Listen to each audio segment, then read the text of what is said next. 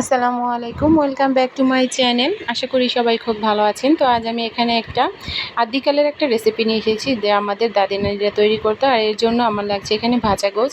ঈদের প্রায় এক সপ্তাহ হয়ে গিয়েছে, সবার ঘরেই কিন্তু এরকম ঝুরা ভাজা গোছ আছে। আর এই ভাজা গোছটা দিয়ে কিন্তু আপনি মজাদার একটা রেসিপি তৈরি করে ফেলতে পারেন, এবং এটা কোনো বেশি কোনো উপকরণও প্রয়োজন হয় না। এখানে আমি ভাজা গোছ প্রথমে আমি ভেজে নিয়েছি, ভেজে একদম ঝরঝরা করে নিয়েছি।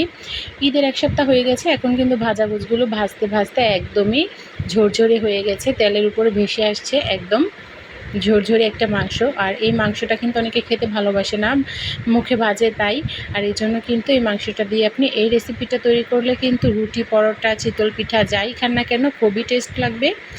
এটা আমাদের নানি দাদিরা আগের দিনে মাংস যখন এরকম ভাজা ভাজা হয়ে যাবে তখন তা দিয়ে এই রেসিপিটা তৈরি করতো। আর এই রেসিপিটা তৈরি করার জন্য আমি কড়াইয়ে তেল দিয়ে দিয়েছি, আর দিয়েছি 1 টেবিল চামচ রসুন বাটা, 2 টেবিল চামচ আদা বাটা, পেঁয়াজ কুচির সাথে দিয়ে এগুলো আমি ভেজে নিচ্ছি। এগুলো আমি একটু ভেজে মশলাটা ভেজে নিলাম। এবার আমি 1 টেবিল চামচ জিরা বাটা দিয়ে দিলাম বা জিরা ফাটিয়ে দিয়ে দিলাম। এগুলো আমি একসাথে ভেজে নিয়েছি। এবার এর মধ্যে একটু পানি দিয়ে দিচ্ছি যাতে করে পুড়ে না যায়। যেহেতু আমি গরুর মাংস যে ভেজেছিলাম ওই কড়াটাতে রান্না শুরু করে দিয়েছি, তো ওইটা তো আগে থেকেই একটু লেগেছিল, যেহেতু আমি ভাজা মাংসগুলো আবারও ভেজেছি।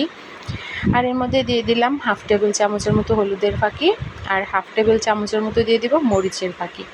দিয়ে এগুলো আমি একটু ভালো করে কষিয়ে নেব। রান্না করা মাংস দ্বিতীয়বার রান্না করলে যে এত টেস্ট হয় তা রান্না করে না খেলে কিন্তু আপনারা বুঝতেই পারবেন না। ঈদের মাংস আমরা অনেকটা পরিমাণ রান্না করে থাকি, আর এগুলো কিন্তু ভাজতে ভাজতে এরকম ঝরঝরে শক্ত হয়ে যায়।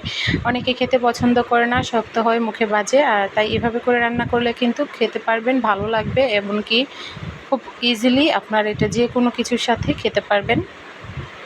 এবারে এই ঝুরা মাংসগুলো আমি দিয়ে দিচ্ছি, দিয়ে মশলার সাথে খুব ভালো করে মিশিয়ে নেব।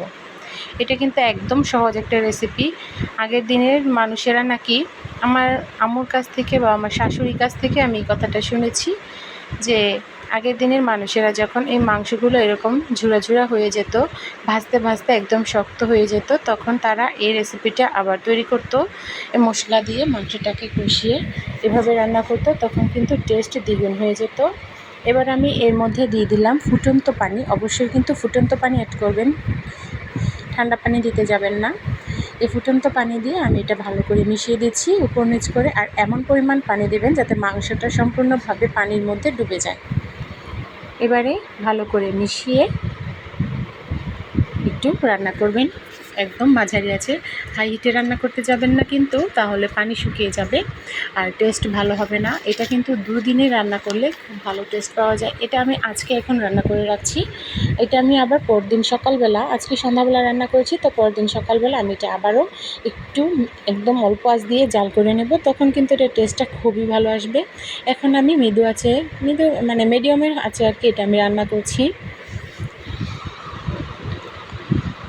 এই রান্নাটা কিন্তু খেতে খুবই ভালো লাগে।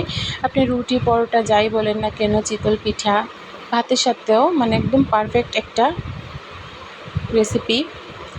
ভাজা গোছ খেতে যতটাই মজা হোক তার চেয়ে দ্বিগুণ মজা কিন্তু এটা। দেখুন একদম মাখা মাখা একটা মাংসের গুঁড়া, মাংসের যে ঝুরা কুচগুলো ঝুরি ঝুরি হয়ে গিয়েছিল ওই মাংসগুলো একসাথে করে একদম মেখে আঠালো একটা রেসিপি তৈরি হচ্ছে। খুবই মজাদার এই রেসিপি। আপনারা অবশ্যই কিন্তু বাড়িতে এভাবে করে, আপনাদের বাড়িতে মোটামুটি অনেকের বাড়িতে এখন ঝুরা গোছ আছে, মাংস আছে, ওই মাংসটা দিয়ে এইভাবে করে রেসিপি তৈরি করবেন, দেখবেন খেতে কিন্তু খুবই ভালো লাগবে। আর ভালো লাগলে লাইক, কমেন্ট, শেয়ার করে দেবেন। যারা ভিডিওটা নতুন দেখছেন তারা সাবস্ক্রাইব করে রাখবেন, তাহলে আমার সমস্ত ভিডিওগুলো কিন্তু আপনারা খুব সহজেই পেয়ে যাবেন। আমার এই রেসিপিটা আপনারা বাড়িতে ট্রাই করবেন, ভালো লাগলে কমেন্টে জানাবেন কেমন লাগলো। দেখতে পাচ্ছেন মাংসটা কিন্তু পানি শুকিয়ে যাচ্ছে আর তেলগুলো একদম উপরে ভেসে আসছে, তেলের মধ্যে কিন্তু মাংসটা মাখা মাখা হয়ে যাচ্ছে। এই যে আমার মাংস রান্না কিন্তু হয়ে গিয়েছে। খুবই অল্প সময় এই মজাদার রেসিপিটা কিন্তু আপনারা চাইলেই বাড়িতে তৈরি করে খেতে পারেন। তো বাড়িতে তৈরি করবেন, আর কেমন লাগলো অবশ্যই জানাবেন। ভালো থাকবেন, সুস্থ থাকবেন। আমার পরবর্তী ভিডিও দেখার জন্য চ্যানেলটা সাবস্ক্রাইব করে রাখবেন। আজকে তো মাংসটা কিন্তু এভাবেই নাড়তে থাকবেন, অনবরত নাড়তে থাকবেন। আর চুলার আঁচ কিন্তু কম নিয়ে দিবেন, একটু বাড়িয়ে দিলে কিন্তু পোড়া লেগে যাবে, তখন কিন্তু মাংসটা আবারও সে আগের মতো ঝরঝরেই হয়ে যাবে পোড়া লেগে গিয়ে। তো টেস্ট নষ্ট হয়ে যাবে। তাই অবশ্যই পোড়া লাগতে দেবেন না, আর এরকম তেলের উপরেই রাখবেন আর একটু ঝোল ভিজা ভিজা রাখবেন, একদম শুকিয়ে ফেলবেন না, তাহলে কিন্তু এই রান্নার আসল টেস্ট আপনারা পাবেন না। তো এভাবে করে ট্রাই করবেন অবশ্যই। আজকের মতো আমার রান্না এখানেই শেষ। আর দেখতেই পাচ্ছেন কতটা মজাদার, দেখতেই বোঝা যাচ্ছে একদম কচু তরকারির মতো গাঢ় গাঢ় হয়ে গিয়েছে। আমি আজকের মতো এখানেই বিদায় নিচ্ছি। আল্লাহ হাফিজ।